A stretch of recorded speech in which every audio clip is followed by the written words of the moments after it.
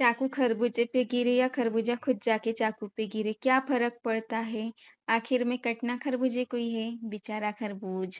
तर चला, मी आणलेलं होतं खरबूज. खरबूज म्हणजे डांगरू. डांगरूच म्हणतात आमच्याकडे. तुमच्याकडे काय म्हणतात माहिती नाही. तर कट केला कारण मला खायचं होतं. मला डांगरू ना टरबूजपेक्षाही जास्ती आवडतो. तर याच्यामध्ये पण फरक असतात. काही एकदमच गोड असतात, तर काही एकदमच फिकं असतात. पण हे गोड होतं खूप आणि फ्रेश पण होतं. आणि भाजीपाला पण आणलेला होता, तोही आवरायचा होता. ही बघा, ही आहे मिरची. तर म्हणजे मी याच्यासाठी दाखवत आहे, ती मिरची आहे सर्वांना दिसते.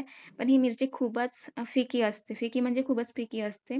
जे लोकं जेवणामध्ये कमी तिखट यूज करतात ना, म्हणजे कमी तिखट खातात, तेही लोकं ही मिरची इझिली खाऊ शकतात. म्हणजे तुम्ही विचार करा, की किती फिकी असेल.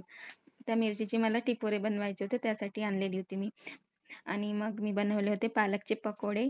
या पालकच्या पकोड्याला मी नाव दिली होती पालक पुतली पकोडा. तर याच्यामध्ये आलूचं स्टफिंग भरलेलं आहे आणि ते पालकचा जो लीफ असतो तो राउंड राउंड करून बेसनमध्ये डिप करून फ्राय केलेला आहे. म्हणजे अशा प्रकारे मी बनवलेला आहे. सोबत बनवली होती ढेमशीची भाजी, चपाती. तुम्ही पण बनवून बघा अशा प्रकारे पकोडे. पालक पुतली पकोडा. अशा प्रकारे आमचं आजचं डिनर झालं. Bye bye friends.